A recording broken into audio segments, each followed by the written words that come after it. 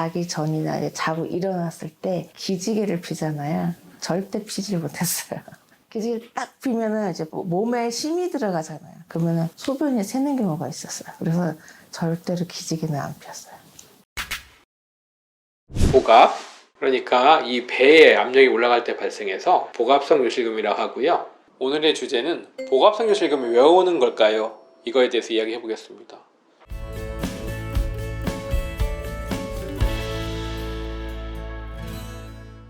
복압성 요실금의 원인 4가지 대해서 한번 잠깐 이야기해 볼까 합니다. 첫 번째, 출산. 두 번째, 노화. 세 번째, 비만. 네 번째, 변비.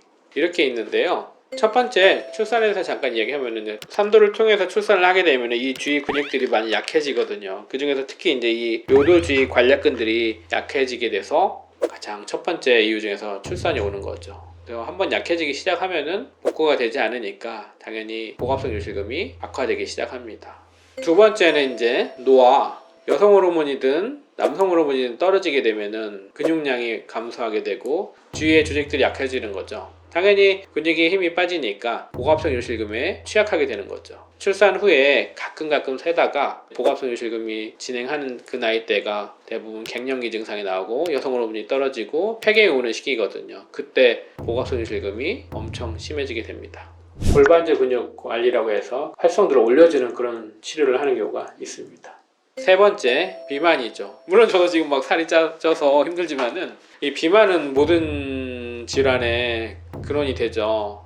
복압성 요실금도 마찬가지예요. 요도 주위에 관략근이 약해지는데 그게 이제 살이 쪄서 힘이 계속 들어가고 압력이 올라가니까 저첨 약해지는 경우죠. 보통 이제 복압성 요실금이 있는 분들이 살을 빼게 되면은 그런 증상이 조금 완화되는 경향이 많이 있어요. 그리고 이제 어떤 분들은 저녁 식사 후에 소변이 더 샌다는 분도 있거든요. 그런 분들이 대부분 다 이제 체중의 증가를 위해서 소변이 더 새는 분도 있고요. 그래서 살을 빼게 되면은 그런 증상들도 많이 완화되는 경향이 있습니다.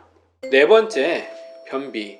특히 이제 변비 같은 경우에는 나이가 고령일수록 변비를 가지고 있는 분들이 많으신데 그런 분들은 밑빠짐 증상도 같이 동반되는 경우도 많이 있어요. 그래서 밑빠짐이 있으면서 소변이 새거나 그런 분들이 종종 같이 오시거든요. 그 중에서 이제 방광 쪽에서 빠지면 이제 방광류라고 하고 질 뒤쪽에서 빠진다면 직장류라고 하기도 하고 여러 가지 증상이 있는데 그런 경우에 있어서는 이제 내진을 해서 어느 부위가 빠지는 건지 그러면서 이제 빠지면서 이제 배뇨 증상에 어떤 영향을 미치는지 그런 것들을 확인해서 치료를 하는 경우가 있고요. 변비라고 해서 딱 특정 짓지는 않지만은 변비처럼 이 변이 잘 안 나올 때 힘을 주는 그런 자세, 무거운 걸 드는 직업군이거나 아니면 오래 쪼그리고 앉는 직업군, 계속해서 또 오랫동안 앉아 있는 분들 이런 분들이 이제 그런 복압성 요실금 증상이 악화되거든요. 그런 것들을 피하거나 없애는 방향으로 노력을 해야 됩니다.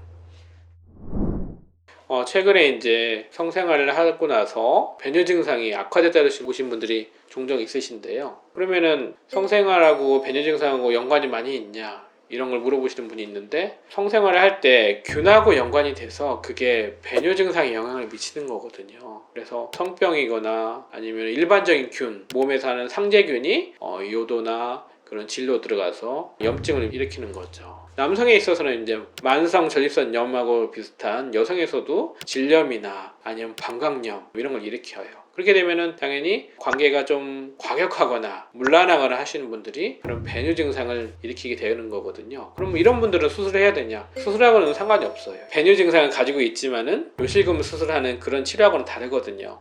그런 배뇨 증상을 일으키는 염증 반응을 일으키는 균에 대한 치료를 해야 되는 거죠. 그런 분들은 요실금 수술이 아니라 약물 치료를 통해서 그런 증상을 완화시켜주고 치료해야 되는 걸 해야 되죠. 오늘은 복압성 요실금의 원인에 대해서 말씀드렸습니다. 요실금은 가만히 두면 절대 낫지 않습니다. 요실금 치료는 빠르면 빠를수록 좋습니다. 치료를 하면은 금방 나을 수 있어요. 꼭 치료하시기 바랍니다. 감사합니다.